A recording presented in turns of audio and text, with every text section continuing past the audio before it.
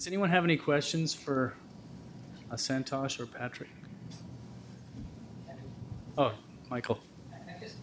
I've always been puzzled. I mean, looking at cancer stem cells and glioma stem cells and using that as a model for therapeutic interventions or therapeutic interventions.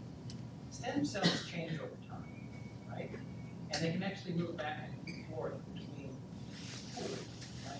Between non-stem cell and stem cell. And also, the non-stem cells are resistant to therapy as well, right? So I'm just wondering about these models, how they're going to really translate, unless you account for changing the stem cells and the movement back and forth between non-stem and stem-like states, and then the non-stem cells, which are also resistant to some degree. Do you want to go for it? Patrick, will you repeat that question so people can hear? Sure. Automatically turn on. Is it on? Yeah. And so I think the question really is about limitations in the models we're using to study the what is essentially a complex developmental system. If you think of the tumor as a developmental system, there are stem cells, non-stem cells, there's heterogeneity. If you do single cell sequencing, it gets very complicated. You know, it's not even just the developmental state that changes or that's altered. It's you have these little clonal evolution trees where you have, you know, maybe starting mutations and then you have accumulation of mutations, and so it's a very complex system. And so from my own system, I make no claims about modeling that heterogeneity. And so in fact, what we're doing with our cell system is kind of reductionist. So we're trying to eliminate the heterogeneity by studying a slice of someone's tumor. And it's a valid argument to say that's the wrong approach. But what we're trying to do is, one of the ways we address heterogeneity is by trying to find common molecular targets between different patient tumors, with the notion that we might be able to address this issue.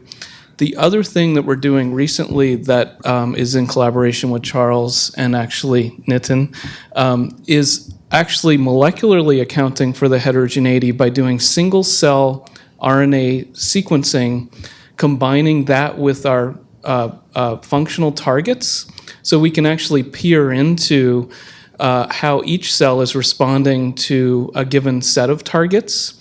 And so our hope is that we might be able to more dramatically answer your question. Are all cells sensitive? Are only a subpopulation sensitive? What grows out? And can we make predictions based on that? No, it's a great question, and I think the reality is that, as I showed in the examples of some of the clinical cases, it is a constantly moving target with selective pressures. And I think you certainly have to target the stem cells, which we think in theory are resistant and are the ones that come back in the future. But I think you have to obviously target the rest of the fast-growing cells as well. And I think a lot of things, you have to show some proof of concept of activity for a particular drug.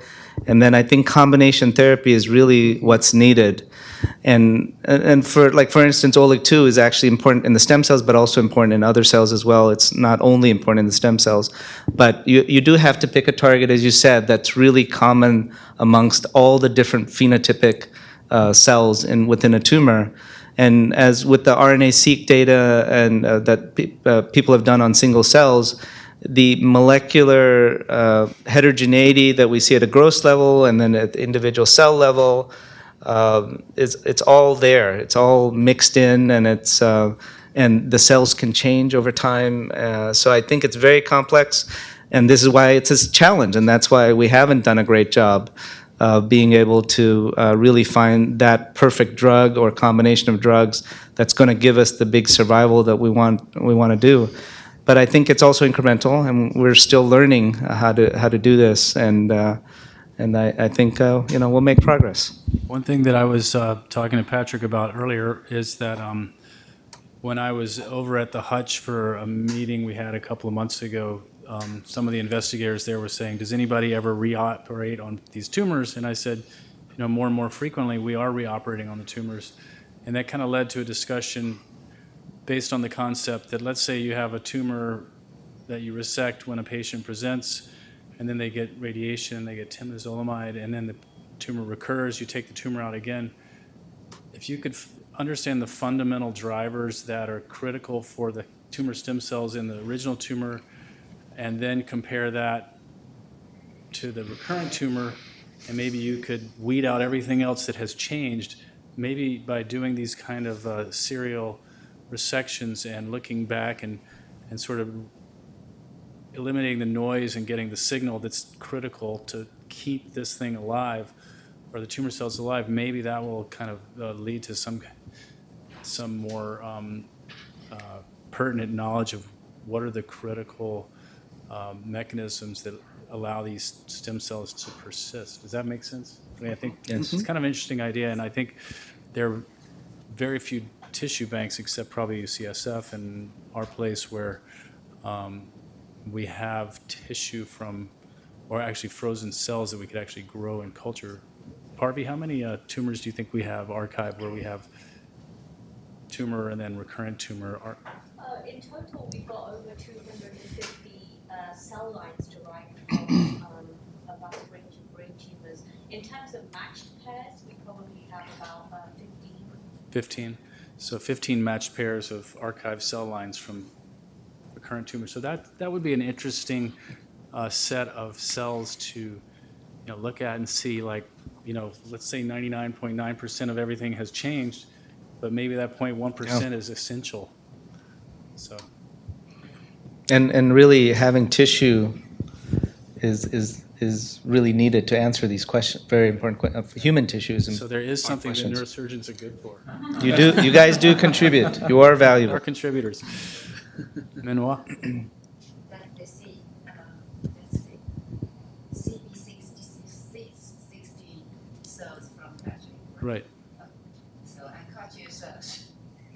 The CB660 cells. The neural progenitors. Yeah, I caught the cell in the background. And they didn't die. Yeah, Okay, great. It goes very well. Okay. Yeah, this with or without the chat is different. Yeah. It goes different. So my question is, when you use the cells or the in vitro or clinic cycles, try to find the target, right? So far, you got the RTK RAS and the PP, PI3K, PKMYT1, and also the PHF5A. Yes. What really what the most abundant in your screening? What's the main target? I see. Well, I think the point that I was trying to get across is just that it's a process for us and also a learning process for me in terms of how you nominate targets for translational therapeutic development. And so what my lab is good at is coming up with targets from these screens where we can define the in vitro therapeutic window, if you can say that. And then, at the limit of what we do is doing the brain tumor with the knockdown or knockout and investigating, sort of what's causing the tumor regression. So I would say that in terms of so from a pharmaceutical company's perspective, I think one of the things I've heard, again, it's not really my expertise, and you might be able to comment on this, is that one of the issues with brain cancer is that it's not frequent enough to move it to the top of the list in terms of drug development, and due to the blood-brain barrier issues, we end up, and also the fact that a lot of pharmaceutical companies actually try to prevent things from going into the brain to prevent side effects, that those are two big problems. And so I guess the answer to your question is to some degree, we try to investigate how translatable our targets are to other cancers. And in some cases, you mentioned PHF5 alpha, that hits a splicing complex, and it turns out that in other cancers that are driven by MYC, they're also sensitive to that target.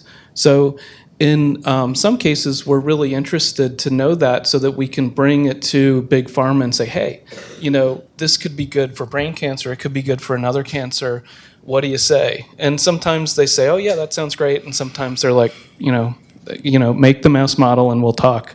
So anyway, that's a roundabout way of, I think, answering your question.